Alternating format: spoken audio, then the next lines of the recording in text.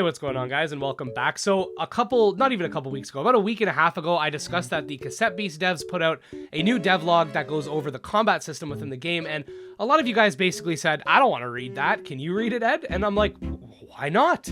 So we're going to be reading through it. I'll give you guys my sort of thoughts and reaction, and we'll just have a fun little video today. So welcome back. We're going to be looking at combat, since battling monsters as monsters is at the core of the gameplay. We thought it'd be a good idea to dive into how it works. So they're going to be going into like stickers and fusion and all that cool stuff. Cassette Beasts is not a Pokemon-like game. It has a lot of differences. So we're going to be getting into that. So stickers. You and your partner are able to act in battle using stickers, a list of actions that you can trigger on your turn. Each monster has a certain number of slots available to assign stickers, and monster forms are limited in which stickers they are able to use. Makes sense. You'll notice that the most moves have a set of orange squares next to them. These represent the number of action points, or AP, it costs them to use an attack. A party member gains 2 AP per turn, so you have some choices to make. Do you spend your AP on a low-cost move, such as Sharpen, this turn, or perhaps use a no-cost move like Smack in order to get a stronger move the next turn? You'll be making choices like this a lot as you fight, so it's time to think strategically. So instead of stamina, where you start with full stamina and then you lose stamina, you actually start with like almost no stamina and you grow your stamina. So if you want to use that like really strong, like, you know, like level 5 move, you have to have 5 AP. Instead of like you starting with like 10 AP and going down, you start with like none and then you regenerate it. So kind of interesting. I could see this being a little bit tedious for like wild battles and stuff like that, because you might have to wait like 3 turns before you can one-shot something. But in terms of strategic capabilities, I do think this is a really interesting system that makes it very different from something even like Temtem or Coromon or Pokemon. You'll also notice that one of the moves does not have a cost. This instead is listed as passive. Some stickers have their own trigger conditions in battle, such as losing a certain amount of HP. All of these stickers can be assigned and removed from a monster tape without any cost, so you are free to experiment to find the best loadouts for your monster form. So this is how you customize your monsters. There's no IVs or EVs or any of that bullcrap. They actually let you customize your monster by utilizing the various items in game, and that's amazing. Also, sorry about my voice, I'm sick. Fusion. Wait, didn't we say last time we'd show what these two looked like when fused? Oh yeah, we did.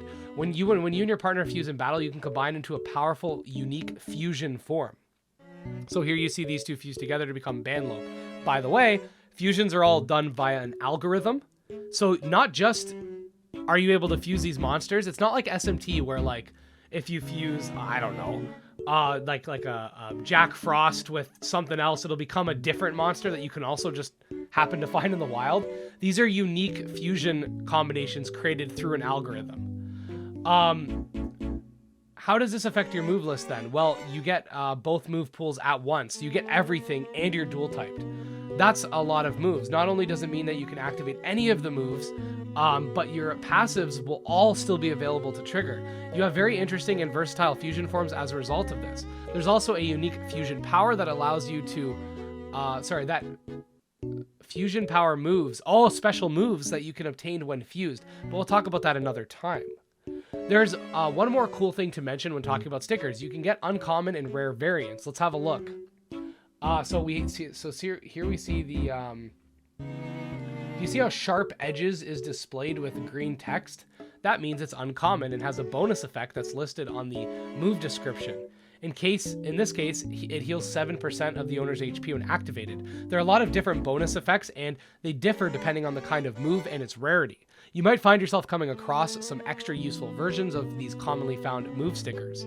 This special page also displays the stat balance of the monster form.